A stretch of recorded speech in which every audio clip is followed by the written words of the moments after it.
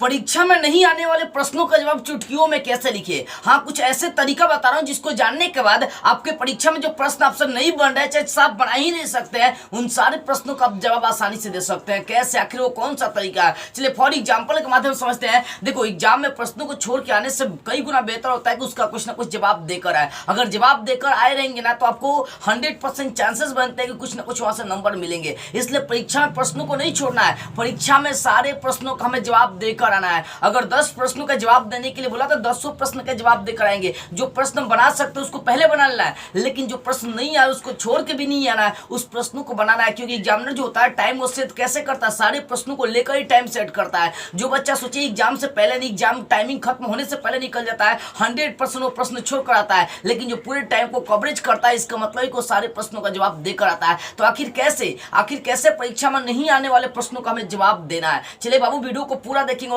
और सभी बच्चों के पास शेयर कर देंगे। नहीं आने वाले प्रश्नों का जवाब कैसे देना है, फॉर एग्जांपल के माध्यम से हम समझते हैं। मेरा एक प्रश्न है जिसका नाम है कालिदास की प्रसिद्धि लिखिए। मुझे पता ही नहीं कालिदास कौन है, कालिदास कहाँ कहते हैं, कुछ मुझे पता नहीं है। देखो, एग्जांपल के माध्यम से समझा रहा हूँ, पता तो है बहुत सारा इनके बारे में, लेकिन मान लीजिए आपको पता नहीं, एक प्रश्न है और आपको इस प्रश्न के बारे में कुछ जानकारी नहीं है, फिर भी इसका जवाब देना है। कैसे देना है, देखो क्वेश्चन से कालिदास की प्रसिद्धि लिखिए, तो आपको ध्यान देना शुरुआती लाइन और अंतिम लाइन। क्या लेना है, शुरुआती यानी शुरुआती जहां से कर रहा है और जहां अंत करेंगी, 2 लाइन पर आपको फोकस करना है, ध्यान रखना है। देखो, तो कालिदास की प्रसिद्धि लिखने के लिए बोला है, तो हम यही लाइन लिखेंगे, कालिदास की प्रसिद्धि यह है। क्या है, कालिदास की प्रसिद्धि यह है। और इसके बाद कुछ भी लिखिए इनके बारे में, कुछ भी, ये महान थे, ये थे, वो थे, 5-6 लाइन इनके बारे में लिखिए। अंत में लिखेंगे यही कालिदास की प्रसिद्धि है। बस शुरुआती लाइन प्रश्न से टच करना चाहिए और अंतिम लाइन भी किससे टच करना चाहिए, प्रश्न से। मैंने शुरुआत कहां से किया, कालिदास की प्रसिद्धि यह है, इसका मतलब ये इन सब प्रश्न से टच किया। अंत वाले में लिखा यही कालिदास की प्रसिद्धि है, तो ये भी किससे टच कर लिया, आपका प्रश्न से टच कर लिया। एग्जामिनर जो होता है ना, बहुत सारे एग्जामिनर जो होता है मुंह मिलाते हैं। अगर आंसर का मुंह प्रश्न से मिल गया तो ओ लड़का बल्ले बल्ले तेज मार दीजिए, आंसर दे देगा।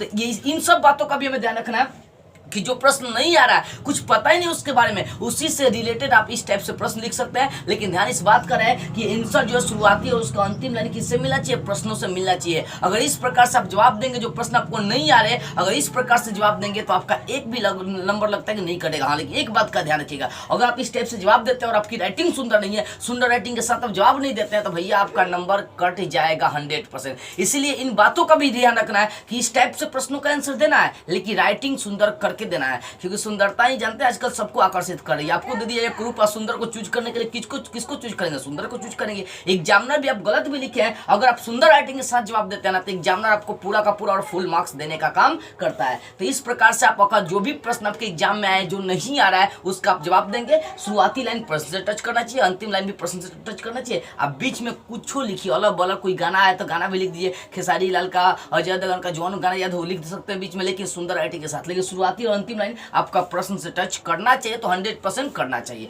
तो इस प्रकार से आप नहीं आने वाले प्रश्नों का भी जवाब दे सकते हैं। वीडियो को सभी बच्चों के पास शेयर कर दीजिए। जय हिंद।